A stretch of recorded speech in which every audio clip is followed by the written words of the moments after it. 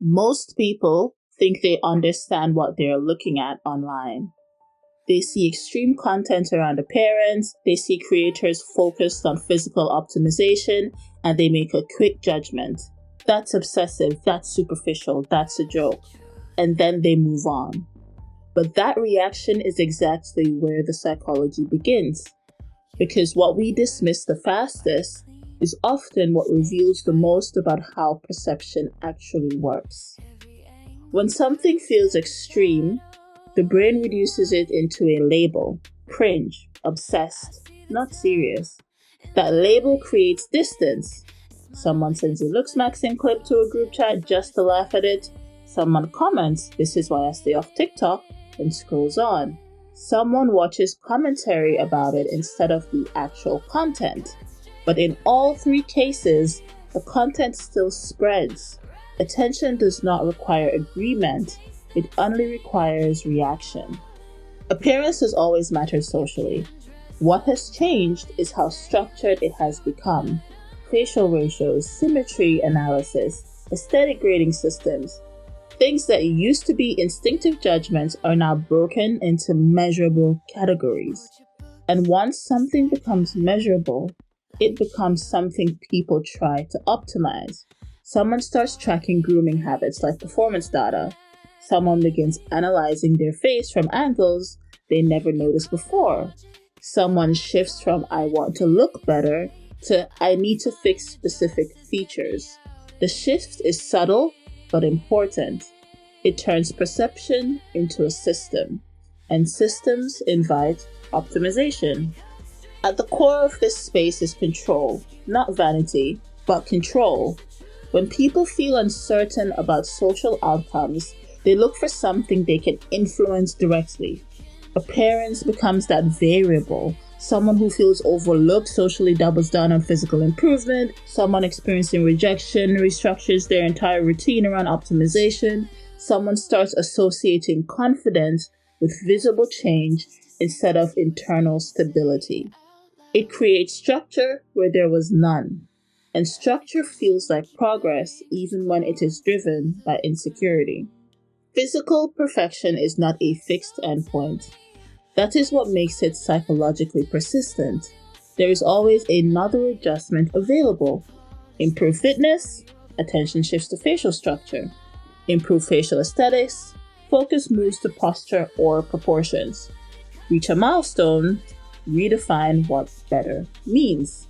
The goalpost keeps moving, so improvement never resolves the feeling, it only redirects it. Social media didn't create appearance comparison, but it changed the reference point. People are no longer comparing themselves to averages, they are comparing themselves to optimized versions of others. Transformation content reshapes what normal progress looks like. Curated images redefine baseline attractiveness. Repeated exposure highlights features people never used to notice. This changes perception of others, but more importantly, it changes perception of self. Extreme messaging spreads faster than balanced messaging, not because it is more accurate, but because it triggers stronger reaction. Fix your jawline, fix your life spreads faster than balanced advice. Dramatic transformation claims outperform realistic timelines. Controversial creators get amplified even by criticism. And over time, that feedback loop rewards intensity. Not accuracy, intensity. Some creators become focal points of this system, not because they created it, but because they embody its logic. Creators centered entirely around physical optimization, content linking appearance, discipline, and status.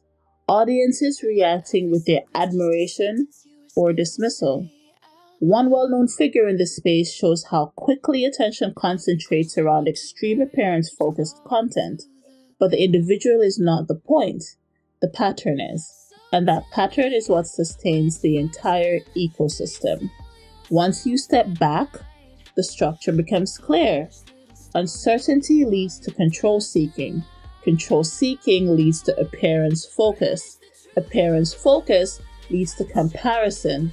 Comparison leads to dissatisfaction, and dissatisfaction restarts the cycle. Each step feels reasonable in isolation, but together it forms a loop that does not naturally resolve. Because physical perfection is not a destination, it is a constantly shifting reference point. So the question is not why people care about appearance. That has always existed.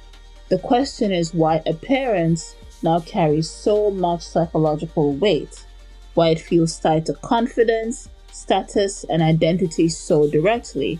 Because looksmaxxing is not just a trend around beauty, it reflects how modern psychology turns appearance into a measurable form of self-worth. And once something becomes measurable, it becomes endless.